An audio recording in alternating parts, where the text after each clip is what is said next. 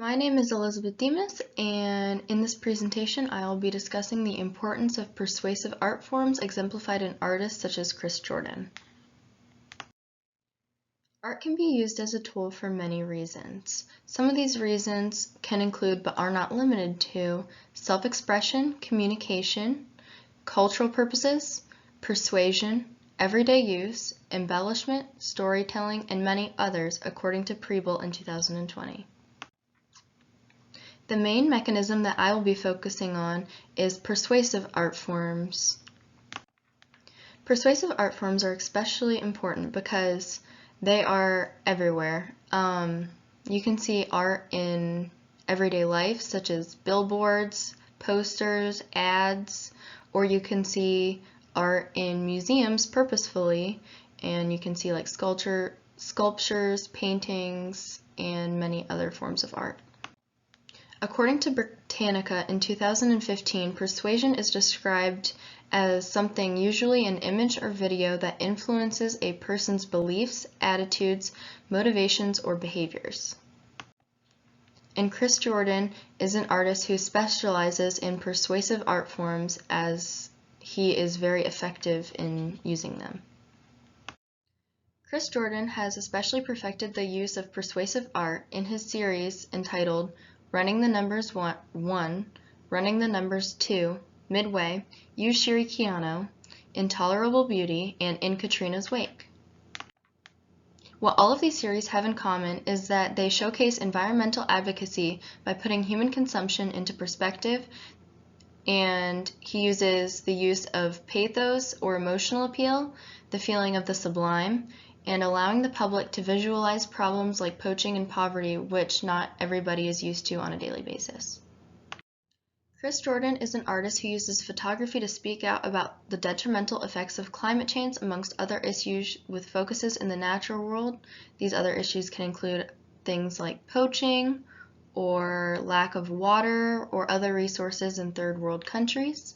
He was born in 1963 in Seattle, Washington, and he has photographs in many important places, written books, and done press conferences and speaking events for major corporations. His photos can be found in Honolulu Museum of Art, Anchorage Museum, North Carolina Museum of Art, Dublin Museum of Photography, and there's many more. He has done press conferences for places like the New York Times, PBS, Harvard University, and TED Talk.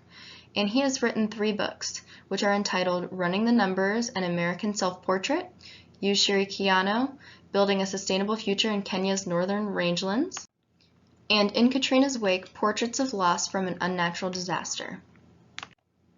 Jordan's main media is photography, and he uses his photography, as you'll see later on in this presentation, to photograph smaller objects such as plastic bags, lighters, or coal, and he takes a large quantity of these items and forms them into a larger image that actually turns out very beautiful and is very creative, and not a lot of people would think of doing something like this, but the number he chooses is not a random number. He will, for example, photograph something like 500,000 plastic bags because it represents a certain amount of pieces of plastic in the ocean every square mile, and there's many other examples that can be shown of him doing this in his art. Lastly, he does these things in the hopes of getting people to at least be environmentally mindful and hopefully make change, which is why he is a persuasive artist. The first series that I will be focusing on is Running the Numbers 1, Running the Numbers 2, and Intolerable Beauty series. Now what this series has in common is that, like I said in the previous slide, they are larger images which are made up of smaller objects. For example, Figure 1 is an image from the Running the Numbers 1 series, and it depicts 400,000 bottle caps, which is equal to the amount of bottle caps consumed in the United States every minute. Figure 2 on this slide is depicting 240,000 plastic bags, which is equal to a number of plastic bags that are consumed worldwide every 10 seconds. The reason why Chris Jordan does this is so that way people can understand the statistic better, because if someone is just told the statistic or is just shown the image, it doesn't equal the amount of information that could be processed in their brain as if they were told both of them at the same time. In turn, this allows the audience to receive the message better and allows them to understand or experience the larger quantity easier than if they, like I said, were just told one or the other. Figure 3 on this slide is depictive of the number of cell phones that are consumed within the United States. This does not give an implied time frame. However, as you can see in the image, it appears to be a lot of cell phones. This is from the Intolerable Beauty series. Now, in 2008, Jordan gave a TED Talk that basically is explaining that he does this because the statistics are of such a high number that it's unable to be completely understood by the human mind. So he transforms these words into a visual image that people can actually comprehend, because if people are more able to comprehend what he is wanting them to do, they are more likely to actually make a change or at least think about what he is saying and what he is trying to persuade them to do. The next series that I will be focusing on is entitled Midway, Message from the Gyre. Figure 4 is representative of a dead bird called an albatross from the Southern Ocean that had eaten too much plastic and, as you can see, perished from the consumption of plastics that were artificially made by humans. Artistically speaking, this image can be visually pleasing because it has a lot of different textures and it has a lot of different colors, which are some major qualities of art. But as a persuasive mechanism, this image appeals to pathos, which is emotional appeal. So basically, by showing this image, he is trying to make his audience feel bad for using plastic and feel bad for this bird that the bird died because of our consumption of plastic. Jordan also goes on to say in his personal website that humans and albatrosses are kind of similar in the fact that we are no longer able to distinguish what is toxic to us, just as they were not able to distinguish what was toxic, and thus is the reason why they're dead. The next series that I will be focusing on is entitled In Katrina's Wake, Portraits of Loss from an Unnatural Disaster. Figure 5 is from the series, and it showcases a business that was torn to shreds from Hurricane Katrina. In this series, it showcases a lot of images that are hauntingly beautiful because of their destruction associated with them.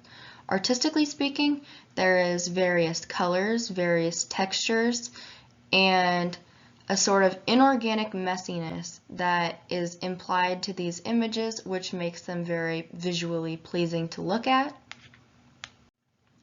It also includes different artistic elements such as shape, texture, light, and balance.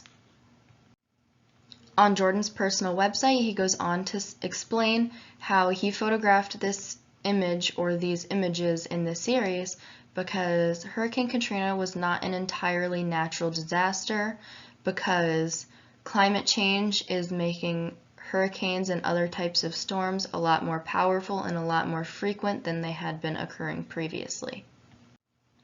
By stating this, he in a sense put the responsibility on every single person in the world and is almost trying to make them feel guilty while also uniting them to make a change. Lastly, these images evoke a feeling of sublime among its audience.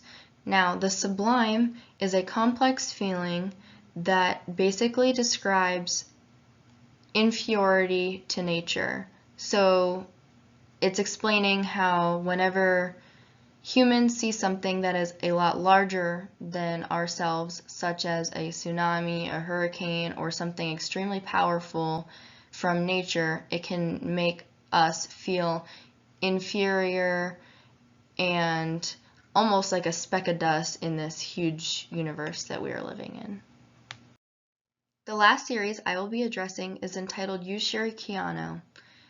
In this series, Chris Jordan explains how he took a trip to Kenya, and in this trip he photographed animals, nature, and indigenous people and cultures, and wanted to bring awareness to these third world countries and what they deal with on a daily basis. Figure 6 is an image from this series which depicts a poached male elephant which was killed for his tusks. Jordan kind of adventures off into a little bit different type of issues in this series, but still nonetheless major world problems such as poverty, poaching, and lack of fresh and clean water and other types of resources. In his personal website, he also addresses the idea of sustainability and how, as a population, we need to respect the indigenous people's cultures and maybe in turn also learn from them. In this series, he also uses a lot of pathos or emotional appeal, which can be seen in the dead elephant pictured in Figure 6. And one of his main purposes for creating this series is to bring awareness to the rest of the world about situations which we aren't necessarily dealt with all the time. In conclusion, Chris Jordan is a very effective, persuasive style artist. He mostly persuades people through the mechanisms of pathos, exposing his audience to things that they are not used to, putting human consumption into perspective, and by using the feeling of the sublime. Chris Jordan is one artist who always uses his platform effectively and responsibly and compassionately to bring awareness to different types of situations. And lastly, Chris Jordan is a revolutionary artist because he is using art to explain science which not necessarily has been done before.